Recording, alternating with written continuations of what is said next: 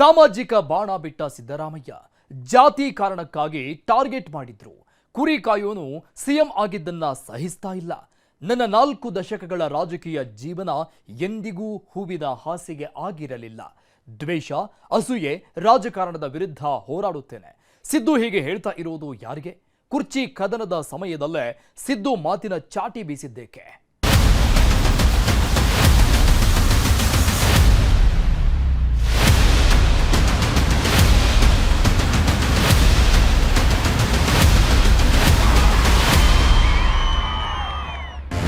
ಕಾಂಗ್ರೆಸ್ ಸರ್ಕಾರ ಬಂದು 2.5 ವರ್ಷ ಆಗೋಯಿತು. 1000 ದಿನಗಳ ಸಂಭ್ರಮವೂ ಮುಗಿತು. ಮತ್ತೊಂದು ಬಜೆಟ್ ಮಂಡನೆಗೂ ಟೈಮ್ ಹತ್ತಿರ ಬಂತು. ಆದರೆ ಅಧಿಕಾರ ಹಸ್ತಾಂತರದ ಕಥೆ ಮಾತ್ರ ಏನಂತ ಗೊತ್ತಾಗ್ತಾ ಇಲ್ಲ. ಇದರ ನಡುವೆಗೆ ಸಿಎಂ ಸಿದ್ದರಾಮಯ್ಯ ಸರಣಿ ಪೋಸ್ಟ್ ಹಾಕುವ ಮೂಲಕ ತಮ್ಮ ಎದುರಾಳಿಗಳನ್ನ ತರಾಟೆ ತೆಗೆದುಕೊಂಡಿದ್ದಾರೆ.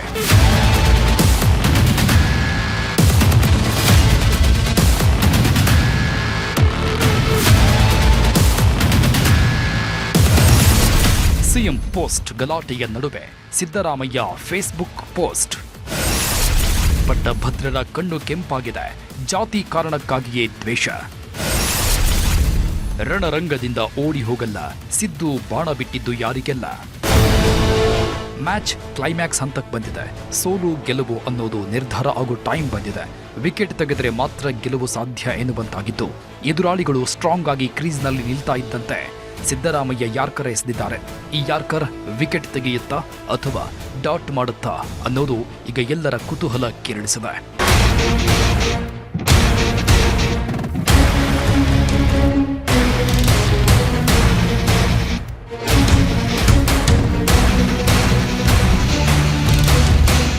ಎಸ್, ಇಷ್ಟು ದಿನ ಅಧಿಕಾರ ಹಸ್ತಾಂತರದ ಬಗ್ಗೆ ಕೇಳಿದಾಗಲೆಲ್ಲ ಹೈಕಮಾಂಡ್ ನಿರ್ಧಾರ ಮಾಡುತ್ತೆ.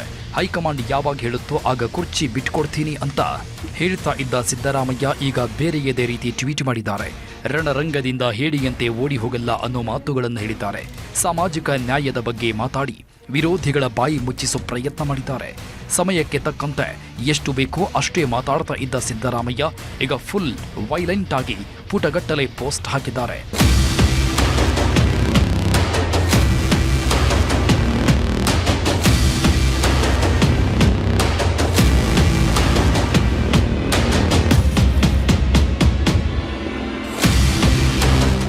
ಸದ್ಯ ರಾಜ್ಯ ಕಾಂಗ್ರೆಸ್ನಲ್ಲಿ ಕುರ್ಚಿ ಬಗ್ಗೆ ಯಾರೂ ಮಾತಾಡಬಾರದು ಅಂತ ಕಟ್ಟಾಜ್ಞೆ ಆಗಿದೆ. ಹೈಕಮಾಂಡ್ ಸೀರಿಯಸ್ ಆಗಿ ಹೇಳಿರೋದ್ರಿಂದ ಹೆಚ್ಚಿನ ಸಂಖ್ಯೆಯ ಶಾಸಕರು ಯಾರೂ ಕುರ್ಚಿ ಬಗ್ಗೆ ಮಾತಾಡೋದಕ್ಕೆ ಇಷ್ಟಪಡ್ತಾ ಇಲ್ಲ. ಆದರೆ ಸಿದ್ದು ಕಡೆ ಕೆಲವು ಶಾಸಕರು, ಡಿಕೆಶಿ ಕಡೆ ಕೆಲವರು ಕುರ್ಚಿ ಕದನದ ಬೆಂಕಿಗೆ ತುಪ್ಪ ಸುರಿಯೋದನ್ನ ನಿಲ್ಲಿಸಿಲ್ಲ. ಇತ್ತೀಚೆಗೆ ಯತೀಂದ್ರ ಕೊಟ್ಟ ಹೇಳಿಕೆಯಿಂದ ಮತ್ತೆ ಕುರ್ಚಿ ಬೆಂಕಿ ಹೊತ್ತಿಕೊಂಡಿದ್ದು, ಡಿಕೆಶಿ ಕಡೆಯವರು ಸ್ವಲ್ಪ ಗಟ್ಟಿ ಧ್ವನಿಯಲ್ಲಿ ಅವಕಾಶ ಕೊಡಿ ಅಂತ ಕೇಳ್ತಾ ಇದ್ದಾರೆ. ಹೈಕಮಾಂಡ್ ಬಳಿಯೂ ಮನವಿ ಮಾಡಲು ಮುಂದಾಗಿದ್ದಾರೆ. ಇದರ ನಡುವೆ ಕೊಟ್ಟ ಮಾತಿನ ವಿಚಾರವೂ ಮುನ್ನೆಲೆಗೆ ಬಂದಿದೆ. ವಿಪಕ್ಷಗಳು ಟೀಕೆಗಳನ್ನು ಜಾಸ್ತಿ ಮಾಡಿದ್ದಾರೆ. ಇದಕ್ಕೆಲ್ಲ ಉತ್ತರ ಕೊಡುವಂತೆ ಸೋಷಿಯಲ್ ಮೀಡಿಯಾದಲ್ಲಿ ಟ್ವೀಟ್ ಮಾಡಿರೋ ಸಿದ್ದರಾಮಯ್ಯ ವಿರೋಧಿಗಳ ಕಡೆಗೆ ಸಾಮಾಜಿಕ ನ್ಯಾಯದ ಬಾಣವನ್ನ ಬಿಟ್ಟಿದ್ದಾರೆ. ಸಾಮಾಜಿಕ ನ್ಯಾಯ ಎನ್ನುವುದು ನನ್ನ ಪಾಲಿಗೆ ಒಂದು ಸಿದ್ಧಾಂತ ಅಲ್ಲ. ಅದು ಸರ್ವ ಸಮಾನತೆಯ ಗುರಿಯನ್ನ ತಲುಪಲು ನಾನು ಆರಿಸಿಕೊಂಡ ಬದುಕಿನ ಹಾದಿ. ಸಾಮಾನ್ಯವಾಗಿ ಸಾಮಾಜಿಕ ನ್ಯಾಯ ಎಂದರೆ ಯಾರಿಂದಲೋ ಕಿತ್ತು ಇನ್ಯಾರಿಗೋ ಹಂಚುವ ಜನವಿರೋಧಿಯಾದ ತಾರತಮ್ಯದ ನೀತಿ ಎಂಬಂತೆ ಬಿಂಬಿಸಲಾಗುತ್ತಿದೆ. ಸಂಪತ್ತು, ಅಧಿಕಾರ ಮತ್ತು ಅವಕಾಶಗಳು ಎಲ್ಲರಿಗೂ ಸಮಾನವಾಗಿ ಹಂಚಿಕೆಯಾಗಬೇಕು. ಅಭಿವೃದ್ಧಿಯ ಫಲವನ್ನ ಜಾತಿ, ಧರ್ಮ, ಪ್ರದೇಶಗಳ ಭೇದವಿಲ್ಲದೆ ಸರ್ವರಿಗೂ ಸಮಾನವಾಗಿ ಹಂಚಿಕೆಯಾಗಬೇಕೆನ್ನುವುದು ಸಂವಿಧಾನದ ಆಶಯವಾಗಿ ಹೊರಹೊಮ್ಮಿರುವ ಸಾಮಾಜಿಕ ನ್ಯಾಯದ ಪರಿಕಲ್ಪನೆ. ಇದೇ ನಿಜವಾದ ವೈಜ್ಞಾನಿಕವಾದ ಅಭಿವೃದ್ಧಿ ಮಾದರಿ. ಜಾತಿ, ಲಿಂಗ, ವರ್ಗ, ಪ್ರದೇಶಗಳ ತಾರತಮ್ಯ ನಿವಾರಣೆಗಳ ಜೊತೆಯಲ್ಲಿ ನಗರ ಮತ್ತು ಹಳ್ಳಿಗಳ ನಡುವಿನ ಅಂತರವನ್ನ ನಿವಾರಿಸುವುದು ಕೂಡ ಸಾಮಾಜಿಕ ನ್ಯಾಯವೇ ಆಗಿದೆ.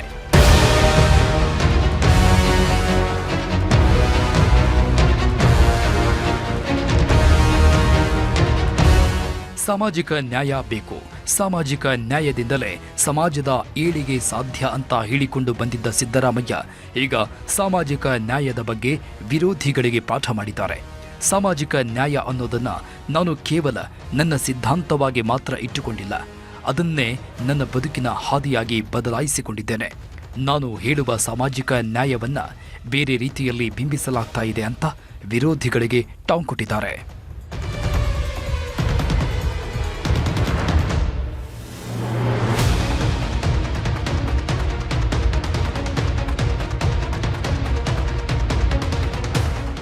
ಇತ್ತೀಚೆಗೆ ಕೆಲವರು ಸಿದ್ದರಾಮಯ್ಯ ಅವರನ್ನ ವಿರೋಧ ಮಾಡ್ತಾ ಇದ್ದು ಸಾಮಾಜಿಕ ನ್ಯಾಯ ಹೆಸರಲ್ಲಿ ಹಿಂದೂಗಳಿಗೆ ಅನ್ಯಾಯ ಮಾಡ್ತಾ ಇದ್ದಾರೆ, ದಲಿತರ ಮೀಸಲಾತಿ ಕಿತ್ತು ಬೇರೆಯವರಿಗೆ ಕೊಡ್ತಾ ಇದ್ದಾರೆ ಅಂತ ಆರೋಪಗಳನ್ನು ಮಾಡಿದ್ರು.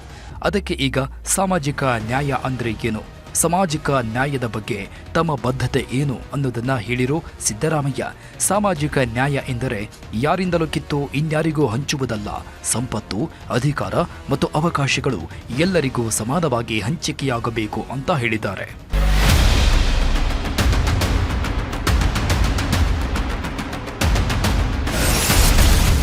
ಹಣಕಾಸು ಸಚಿವನಾಗಿ ನಾನು ಮಂಡಿಸಿರುವ 16 ಬಜೆಟ್ಗಳನ್ನು ಅವಲೋಕಿಸಿದರೆ ನನ್ನ ಕಲ್ಪನೆಯ ಸಾಮಾಜಿಕ ನ್ಯಾಯದ ಪರಿಚಯ ಆಗುತ್ತದೆ. 2ನೇ ಬಾರಿ ರಾಜ್ಯದ ಮುಖ್ಯಮಂತ್ರಿಯಾದ ನಂತರ ಈ 3 ವರ್ಷಗಳ ಅವಧಿಯಲ್ಲಿ ಸಾಮಾಜಿಕ ನ್ಯಾಯದ ಗಡಿರೇಖೆಗಳನ್ನು ಇನ್ನಷ್ಟು ವಿಸ್ತರಿಸುವ ಪ್ರಯತ್ನದ ಅಂಗವಾಗಿಯೇ ನಾವು ಪಂಚ ಗ್ಯಾರಂಟಿ ಯೋಜನೆಗಳನ್ನು ಅನುಷ್ಠಾನಕ್ಕೆ ತಂದಿದ್ದೇವೆ. ಜನತೆಯ ಬಡತನ, ಅನಾರೋಗ್ಯ, ಅನಕ್ಷರತೆ, ಅಪೌಷ್ಟಿಕತೆಯನ್ನು ನಿವಾರಿಸಿ ಹಸಿವು, ಅನಾರೋಗ್ಯ, ಭಯಮುಕ್ತ ಸಮಾಜವನ್ನು ನಿರ್ಮಿಸುವುದು ಚುನಾಯಿತ ಸರ್ಕಾರದ ಸಂವಿಧಾನಬದ್ಧ ಕರ್ತವ್ಯ. ಗ್ಯಾರಂಟಿ ಯೋಜನೆಗಳ ಜಾರಿ ಮೂಲಕ ನಮ್ಮ ಸರ್ಕಾರ ಸಂವಿಧಾನಬದ್ಧ ಕರ್ತವ್ಯವನ್ನಷ್ಟೇ ನಿರ್ವಹಿಸಿದೆ.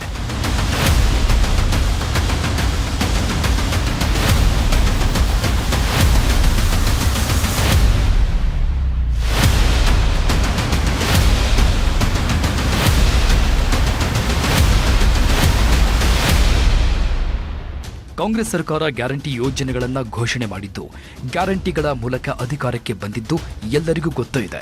2013ರಲ್ಲೇ ಸಿದ್ದರಾಮಯ್ಯ ಒಂದಷ್ಟು ಭಾಗ್ಯಗಳನ್ನು ಜಾರಿಗೆ ತಂದಿದ್ರು. ಆ ಭಾಗ್ಯಗಳ ಮುಂದುವರೆದ ಭಾಗವಾಗಿಯೇ ಗ್ಯಾರಂಟಿಗಳನ್ನು ಘೋಷಣೆ ಮಾಡಲಾಗಿತ್ತು. ಸದ್ಯ ಕರ್ನಾಟಕದಲ್ಲಿ ಗ್ಯಾರಂಟಿಗಳನ್ನೇ ಎಲ್ಲ ರಾಜ್ಯಗಳಲ್ಲೂ ಕಾಪಿ ಮಾಡಲಾಗ್ತಾ ಇದೆ. ಈ ಗ್ಯಾರಂಟಿಗಳು ಸಹ ಸಾಮಾಜಿಕ ನ್ಯಾಯದ ಪರಿಕಲ್ಪನೆಯಲ್ಲೇ ಮಾಡಿದಂಥವು ಅಂತ ಸಿದ್ದರಾಮಯ್ಯ ಹೇಳಿದ್ದಾರೆ.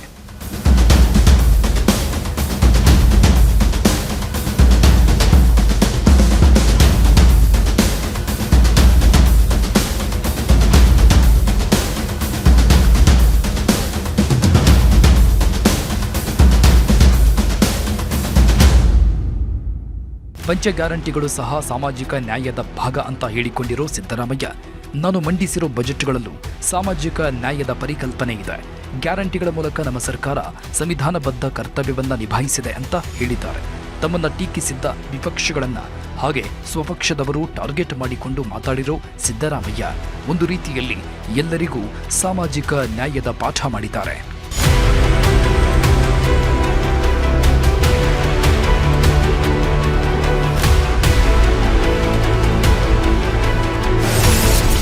ಸಾಮಾಜಿಕ ನ್ಯಾಯದ ಬಂಡಿಯನ್ನ ಮುಂದಕ್ಕೆ ಎಳೆದುಕೊಂಡು ಹೋಗುವುದು ಸುಲಭದ ಕೆಲಸ ಅಲ್ಲ ಎನ್ನುವುದನ್ನು ನಾನು ಅನುಭವದ ಮೂಲಕ ಅರಿತುಕೊಂಡಿದ್ದೇನೆ. ಈ ಪ್ರಯತ್ನ ನಡೆಸಿದವರೆಲ್ಲರನ್ನೂ ವರ್ತಮಾನ ಬಹಳ ಕ್ರೂರವಾಗಿ ನಡೆಸಿಕೊಂಡಿದೆ. ನಾನು ಸಾಮಾಜಿಕ ನ್ಯಾಯದ ಪರವಾಗಿ ಧ್ವನಿ ಎತ್ತುವ ಮತ್ತು ಕಾರ್ಯಕ್ರಮಗಳನ್ನು ಅನುಷ್ಠಾನಕ್ಕೆ ತರುವ ಪ್ರಯತ್ನವನ್ನ ಮಾಡಿದಾಗೆಲ್ಲ ನನ್ನ ವಿರುದ್ಧ ದಾಳಿಗಳು ನಡೆದಿವೆ. ಇದು ಈಗಲೂ ಮುಂದುವರಿಯುತ್ತದೆ. ನಾನು ಈ ರಾಜ್ಯದ ಬಡವರು, ಶೋಷಿತರು, ಅವಕಾಶ ವಂಚಿತರ ಪರವಾಗಿದ್ದೇನೆ. ಸಾಮಾಜಿಕ ನ್ಯಾಯದ ಪರವಾಗಿದ್ದೇನೆ. ಸಂವಿಧಾನದ ಪರವಾಗಿದ್ದೇನೆ. ಶೋಷಿತರ ಅಭಿವೃದ್ಧಿಗಾಗಿ ಕಾರ್ಯಕ್ರಮಗಳನ್ನು ರೂಪಿಸಿ ಜಾರಿಗೆ ತಂದಿದ್ದೇನೆ. ದುರ್ಬಲರಿಗೆ ಅನ್ಯಾಯವಾದಾಗ ಧ್ವನಿ ಎತ್ತಿದ್ದೇನೆ. ಇದಕ್ಕಾಗಿ ರಾಜ್ಯದ ಜನತೆ 136 ಸ್ಥಾನಗಳಲ್ಲಿ ಕಾಂಗ್ರೆಸ್ ಪಕ್ಷವನ್ನ ಗೆಲ್ಲಿಸಿ ಅಧಿಕಾರಕ್ಕೆ ತಂದಿದ್ದಾರೆ. ಇದು ನಮ್ಮ ರಾಜಕೀಯ ವಿರೋಧಿಗಳಿಗೆ ಸಹಿಸಲಾಗುತ್ತಿಲ್ಲ.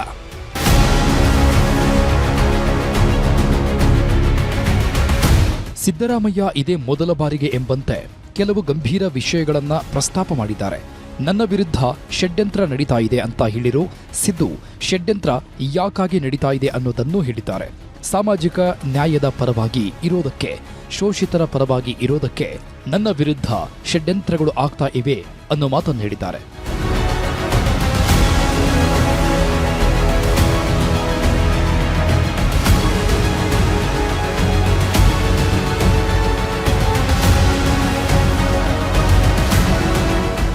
ಸಿದ್ದರಾಮಯ್ಯ ಮಾತ್ರ ಅಲ್ಲ, ಈ ಹಿಂದೆ ಯಾರೆಲ್ಲ ಶೋಷಿತರ ಪರವಾಗಿ ನಿಂತಿದ್ರೂ ಅವರನ್ನೂ ತುಳಿಯೋ ಪ್ರಯತ್ನ ಮಾಡಲಾಗಿತ್ತಂತೆ.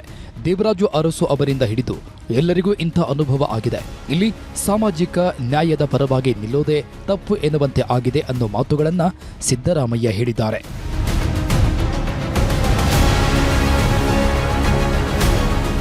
ಇದೆಲ್ಲದಕ್ಕಿಂತ ಇಂಟ್ರೆಸ್ಟಿಂಗ್ ವಿಚಾರ ಏನಪ್ಪಾ ಅಂದ್ರೆ, ಇತ್ತೀಚೆಗೆ ಕೆಲವರು ಕಾಂಗ್ರೆಸ್ ಗೆದ್ದಿದ್ದು ಡಿಕೆಶಿಯಿಂದ. ಡಿಕೆಶಿ ಪಕ್ಷ ಸಂಘಟನೆ ಮಾಡಿದ್ರಿಂದ, ಪ್ರಚಾರ ಮಾಡಿದ್ರಿಂದ ಅವರ ಅಧ್ಯಕ್ಷತೆಯಲ್ಲೇ ಪಕ್ಷ ಅಧಿಕಾರಕ್ಕೆ ಬಂದಿದೆ ಅಂತ ಹೇಳ್ತಾ ಇದ್ದಾರೆ. ಅಂಥವರಿಗೆಲ್ಲ ಟಕ್ಕರ್ ಕೊಟ್ಟಿರೋ ಸಿದ್ದು, ಶೋಷಿತರ ಅಭಿವೃದ್ಧಿಗಾಗಿ ಕಾರ್ಯಕ್ರಮಗಳನ್ನು ತಂದಿದ್ದೇನೆ, ದುರ್ಬಲರಿಗೆ ಅನ್ಯಾಯವಾದಾಗ ದನಿ ಎತ್ತಿದ್ದೇನೆ. ಇದಕ್ಕಾಗಿಯೇ ರಾಜ್ಯದ ಜನತೆ 136 ಸ್ಥಾನಗಳಲ್ಲಿ ಕಾಂಗ್ರೆಸ್ ಪಕ್ಷವನ್ನ ಗೆಲ್ಲಿಸಿ ಅಧಿಕಾರಕ್ಕೆ ಕೊಟ್ಟಿದ್ದಾರೆ ಅನ್ನೋ ಮಾತುಗಳನ್ನು ಹೇಳಿದ್ದಾರೆ. ಈ ಮೂಲಕ ಕಾಂಗ್ರೆಸ್ ಅಧಿಕಾರಕ್ಕೆ ಬಂದಿರೋದು ಹಿಂದುಳಿದವರಿಂದ, ಅವರಿಗೆ ನಾನು ಜಾರಿಗೆ ತಂದ ಕಾರ್ಯಕ್ರಮಗಳಿಂದ ಅಂತ ವಿರೋಧಿಗಳಿಗೆ ಟಾಂಗ್ ಕೊಟ್ಟಿದ್ದಾರೆ.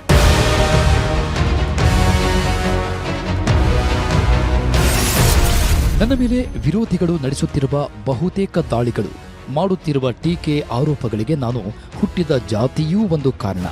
ಕುರಿ ಕಾಯುತ್ತಾ ಇರಬೇಕಾದವನು ಮುಖ್ಯಮಂತ್ರಿ ಆಗ್ಬಿಟ್ನಲ್ಲ.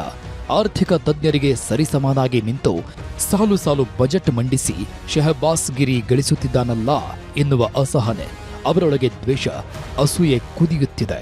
ಅವನೊಬ್ಬನನ್ನ ರಾಜಕೀಯವಾಗಿ ಮುಗಿಸಿಬಿಟ್ಟರೆ ಅದರ ನಂತರ ನಮ್ಮೆಲ್ಲರ ಹಾದಿ ಸುಲಭವಾಗುತ್ತದೆ ಎನ್ನುವ ರಾಜಕೀಯ ದುರುದ್ದೇಶದ ಲೆಕ್ಕಾಚಾರ ಇವರ ಮನಸ್ಸಿನಲ್ಲಿದೆ.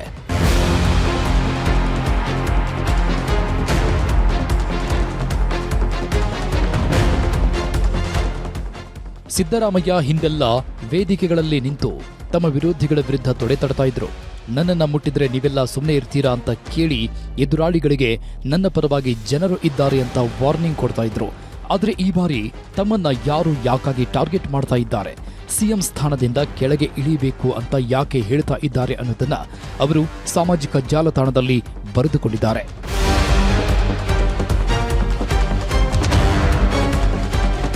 ಸಿದ್ದರಾಮಯ್ಯ ಹಿಂದುಳಿದ ವರ್ಗದಿಂದ ಬಂದವರು, ಶಾಲೆಗೆ ಕಳಿಸುವುದಕ್ಕೆ ಕಷ್ಟ ಇರುವಂಥ ಮನೆಯಲ್ಲಿ ಹುಟ್ಟಿದವರು. ಆರಂಭದಲ್ಲಿ ಅವರು ಶಾಲೆ ಬಿಟ್ಟು ಕುರಿ ಕಾಯೋ ಕೆಲಸ ಮಾಡ್ತಾ ಇದ್ರಂತೆ. ಅನಂತರ ಅವರು ವಿದ್ಯಾಭ್ಯಾಸ ಮಾಡಿ ರಾಜಕೀಯವಾಗಿ ಬೆಳೆದಿದ್ದಾರೆ. ಆದರೆ ಕುರಿ ಕಾಯೋ ಸಮಯದಲ್ಲಿ ಹುಟ್ಟಿದವನು, ಕುರಿ ಕಾಯ್ದುಕೊಂಡು ಇರಬೇಕಾದವನು ಸಿಎಂ ಸ್ಥಾನಕ್ಕೆ ಬಂದಿದ್ದಾನೆ ಅಂತ ಕೆಲವರು ಸಿದ್ದು ವಿರುದ್ಧ ಷಡ್ಯಂತ್ರಗಳನ್ನು ಮಾಡ್ತಾ ಇದ್ದಾರಂತೆ. ಕುರಿ ಕಾಯೋನು ಆರ್ಥಿಕ ತಜ್ಞರಿಗೆ ಸರಿಸಮಾನಾಗಿ ನಿಂತು ಬಜೆಟ್ ಮಂಡಿಸ್ತಾ ಇರೋದನ್ನ ಕೆಲವರು ಸಹಿಸಿಕೊಳ್ತಾ ಇಲ್ವಂತೆ.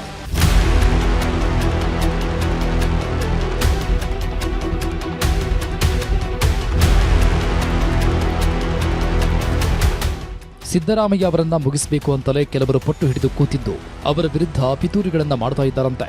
ಸದ್ಯ ಸಿಎಂ ಕುರ್ಚಿಯಿಂದ ಸಿದ್ದರಾಮಯ್ಯ ಅವರನ್ನ ಕೆಳಗಿಳಿಸಬೇಕು ಅನ್ನೋ ಪ್ರಯತ್ನಗಳು ನಡೀತಾ ಇದ್ದು, ಇಂಥ ಟೈಮಲ್ಲೇ ಅವರು ವಿಪಕ್ಷಗಳಲ್ಲಿ ಇರೋರಿಗೆ ಹಾಗೆ ಸ್ವಪಕ್ಷದಲ್ಲಿ ಇದ್ದುಕೊಂಡು ತಮ್ಮ ವಿರುದ್ಧ ಕತ್ತಿ ಮಸಿತಾ ಇರೋರಿಗೂ ಕೌಂಟರ್ ಕೊಟ್ಟಿದ್ದಾರೆ.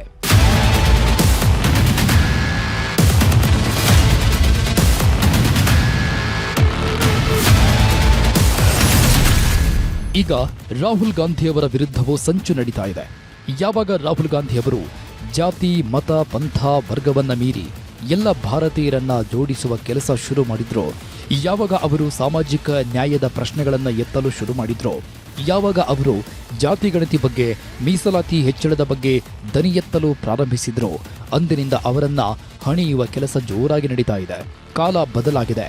ನಾವು ಮನುವಿನ ಕಾಲದಲ್ಲಿಯೂ ಇಲ್ಲ, ರಾಜ ಮಹಾರಾಜರ ಗುಲಾಮರೂ ಅಲ್ಲ. ನಾವು ಪ್ರಜಾಪ್ರಭುತ್ವ ವ್ಯವಸ್ಥೆಯಲ್ಲಿದ್ದೇವೆ. ನಮಗಿರುವ ದೊಡ್ಡ ರಕ್ಷಣೆ ಬಾಬಾ ಸಾಹೇಬ್ ಅಂಬೇಡ್ಕರ್ ಅವರು ಕೊಟ್ಟ ಸಂವಿಧಾನ.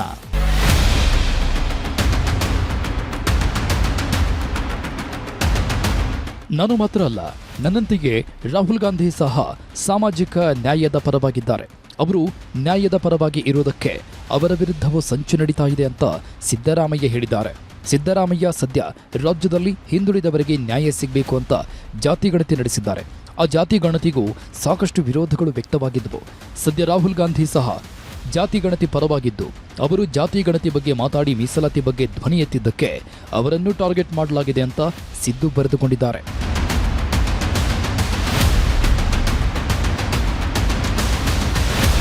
ಸಿಎಂ ಕುರ್ಚಿ ಉಳಿಸಿಕೊಳ್ಳಲು ಹೋರಾಟ ಮಾಡ್ತಾ ಇರೋ ಸಿದ್ದರಾಮಯ್ಯಗೆ ಈಗ ರಾಹುಲ್ ಗಾಂಧಿ ಬೆಂಬಲ ಬೇಕೇ ಬೇಕು.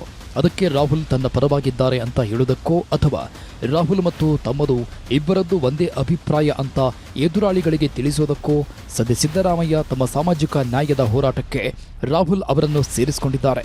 ರಾಹುಲ್ ಗಾಂಧಿ ಸಹ ಸಾಮಾಜಿಕ ನ್ಯಾಯದ ಪರ ಇದ್ದಾರೆ ಅನ್ನೋ ಮಾತುಗಳನ್ನು ಹೇಳಿದ್ದಾರೆ.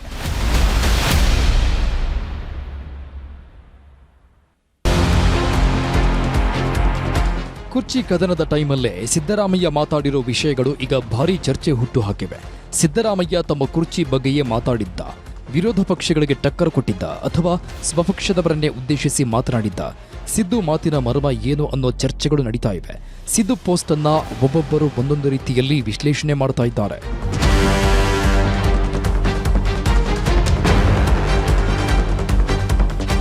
ನನಗೆ ಯಾವ ಒಂದು ಅರ್ಥದಲ್ಲಿ ಇವೆಲ್ಲವೂ ಕೂಡ ಸಾರ್ವಜನಿಕ ವಲಯದಲ್ಲೇ ಹೊರಗಾಕಿದ್ದಾರೆ ನನಗೆ ಗೊತ್ತಿಲ್ಲ. ಆದರೆ ಒಂದು ಮಾನ್ಯ ಮುಖ್ಯಮಂತ್ರಿಗಳು ಜನತಾದಳ ಪಕ್ಷದಲ್ಲಿ ಇದ್ದಂಥ ಸಂದರ್ಭದಲ್ಲಿ, ಇವತ್ತು ಜನತಾದಳ ಪಕ್ಷ ಅಂದರೆ ಭಾಳ ಜನ ಒಕ್ಕಲಿಗರಿಗೆ ಸೀಮಿತವಾಗಿರ್ತಕ್ಕಂಥ ಪಕ್ಷ ಅಂತಕ್ಕಂಥದ್ದು ಒಂದು ರೀತಿ ತಪ್ಪು ಕಲ್ಪನೆಯನ್ನು ಹೊರಡಿಸ್ಬಿಟ್ಟಿದ್ದಾರೆ. ಆದರೆ ದೇವೇಗೌಡರು ಸಾಹೇಬರು ರಾಜಕಾರಣ ಜೀವನದಲ್ಲಿ ಇವತ್ತೇನು ರಾಜ್ಯದ ಮುಖ್ಯಮಂತ್ರಿಗಳಿದ್ದಾರೆ ಅವ್ರನ್ನ ಉಪಮುಖ್ಯಮಂತ್ರಿ ಸ್ಥಾನಕ್ಕೆ ತೆಗೆದುಕೊಂಡು ಹೋಗಿ ಕೂರಿಸಿದ್ರು. ಇನ್ನು MP ಪ್ರಕಾಶ್ರು ಭಾಳ ಹಿರಿಯರು, ನಮ್ಮ ಜೊತೇಲಿ ಇಲ್ಲ, ಇವತ್ತು ಭಾಳ ಹಿರಿಯ ನಾಯಕರು, ಅವ್ರನ್ನೂ ಕೂಡ ಉಪಮುಖ್ಯಮಂತ್ರಿ ಸ್ಥಾನಕ್ಕೆ ತಗೊಂಡೋಗಿರ್ತಕ್ಕಂಥದ್ದು ಇದೇ ಜನತಾದಳ ಪಕ್ಷ. ನನಗೆ ಗೊತ್ತಿಲ್ಲ ಯಾವ ಒಂದು ಹಿನ್ನೆಲೆಯಲ್ಲಿ ಇವತ್ತು ಮುಖ್ಯಮಂತ್ರಿಗಳು ಇವೆಲ್ಲ ಚರ್ಚೆ ಮಾಡ್ತಾ ಇದ್ದಾರೆ ಅಂತ. ಬಹುಶಃ ನಿಮಗೆ ಗೊತ್ತಿದ್ದಂಗೆ ಸೀಟಿನ ವಿಚಾರವಾಗಿ ಇವೆಲ್ಲ ಚರ್ಚೆಗಳು ಉದ್ಭವ ಆಗಿದೆ.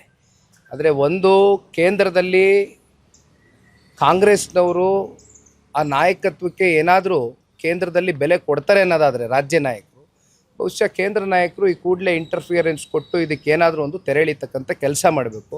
ಇಲ್ಲಾಂದರೆ ಇದೇ ನೆಪ ಹೊಡ್ಕೊಂಡು ಇನ್ನೊಂದು 2 ವರ್ಷ ಇದೇ ರೀತಿ ಕಾಲಹರಣ ಮಾಡ್ಕೊಂಡು ಹೋಗ್ತಾರೆ ಕಾಂಗ್ರೆಸ್ನು. ಸಂಚು, ಷಡ್ಯಂತ್ರ, ಕುಟಿಲಾಸ್ತ್ರ. ಸಿದ್ದು ಮಾತಾಡಿದ್ದು ಯಾರ ಬಗ್ಗೆ? ಸಿದ್ದು ಸಿಎಂ ಸ್ಥಾನದಲ್ಲಿ ಇರೋದನ್ನ ಸಹಿಸಿಕೊಳ್ಳದವರು ಯಾರೆಲ್ಲ? ಸಿದ್ದರಾಮಯ್ಯ ಸವಾಲು ಎಸೆದಿದ್ದು ವಿಪಕ್ಷಗಳಿಗ, ಸ್ವಪಕ್ಷದ ವಿರೋಧಿಗಳಿಗ? ಕಳೆದ 2-3 ತಿಂಗಳಿಂದ ರಾಜ್ಯ ಕಾಂಗ್ರೆಸ್ನಲ್ಲಿ ಏನೇನೋ ಆಗ್ತಾ ಇದೆ. ಕುರ್ಚಿ ಕಂಪನ ಉಂಟಾಗಿದೆ ಅನ್ನೋದು ಎಲ್ಲರಿಗೂ ಗೊತ್ತಾಗ್ತಾ ಇದೆ. ಇದು ಕಳೆದ 2-3 ತಿಂಗಳಿನಿಂದ ಮಾತ್ರ ಅಲ್ಲ, ಸಿದ್ದರಾಮಯ್ಯ ಅಧಿಕಾರ ವಹಿಸಿಕೊಂಡಾಗಿನಿಂದಲೂ ಕುರ್ಚಿ ಬಗ್ಗೆ ಚರ್ಚೆಗಳು ಶುರುವಾಗಿದೆ. ಸಿಎಂ ಆದ ಆರಂಭದ ದಿನಗಳಿಂದಲೂ ಕುರ್ಚಿ ವಿಚಾರ ಮುನ್ನೆಲೆಗೆ ಬಂದಿದೆ. ಒಂದು ದಿನವೂ ನೆಮ್ಮದಿಯಾಗಿ ಆಡಳಿತ ನಡೆಸಿದಂತೆ ಇಲ್ಲ. ಆ ನೋವನ್ನೆಲ್ಲ ಮನಸ್ಸಿನಲ್ಲೇ ಇಟ್ಕೊಂಡು ಒಮ್ಮೆಲೆ ಸಿರಿದಿರೋ ಸಿದ್ದರಾಮಯ್ಯ ತಮ್ಮ ವಿರೋಧಿಗಳಿಗೆ ಮಾತಿನ ಮೂಲಕವೇ ಪೆಟ್ಟು ಕೊಟ್ಟಿದ್ದಾರೆ. ಹಿಂದುಳಿದವರು ಸಿಎಂ ಆಗೋದು ಕೆಲವರಿಗೆ ಇಷ್ಟ ಇಲ್ಲ. ಶೋಷಿತರ ಪರವಾಗಿ ಕೆಲಸ ಮಾಡಿದ್ರೆ ಕೆಲವರಿಗೆ ತಡೆದುಕೊಳ್ಳಲು ಆಗಲ್ಲ.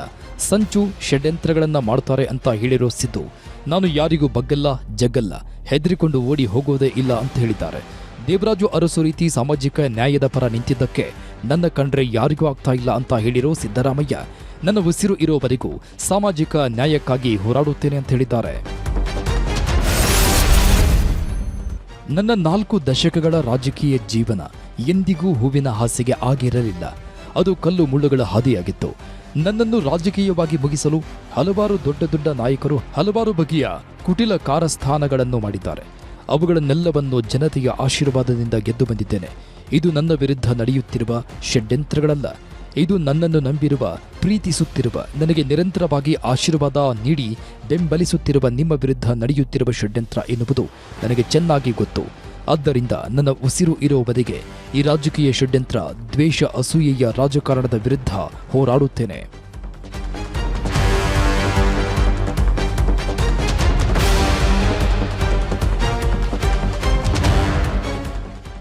ಸಿದ್ದರಾಮಯ್ಯ 4 ದಶಕಗಳಿಂದ ರಾಜಕೀಯವನ್ನ ಮಾಡಿಕೊಂಡು ಬಂದಿದ್ದಾರೆ. ಶಾಸಕನಾಗಿ, ಸಚಿವನಾಗಿ, DCM ಆಗಿ ರಾಜ್ಯಕ್ಕೆ 2 ಬಾರಿ ಮುಖ್ಯಮಂತ್ರಿ ಸಹ ಆಗಿದ್ದಾರೆ. ರಾಜ್ಯದಲ್ಲಿ ಅತ್ಯಧಿಕ ದಿನಗಳವರೆಗೆ ಸಿಎಂ ಆಗಿದ್ದ ದಾಖಲೆಯನ್ನು ಬರೆದಿದ್ದಾರೆ.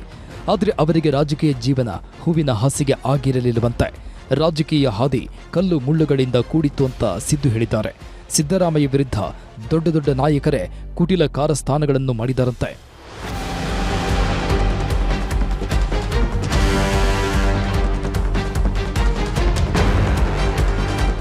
ಜನತೆಯ ಆಶೀರ್ವಾದದಿಂದಲೇ ಎಲ್ಲವನ್ನ ಗೆದ್ದು ಸಿಎಂ ಆಗಿ ಉಳಿದಿದ್ದೇನೆ ಅಂತ ಹೇಳ್ತಾ ಇರೋ ಸಿದ್ದರಾಮಯ್ಯ ಉಸಿರು ಇರೋವರೆಗೂ ಹೋರಾಟಕ್ಕೆ ಸಿದ್ಧ.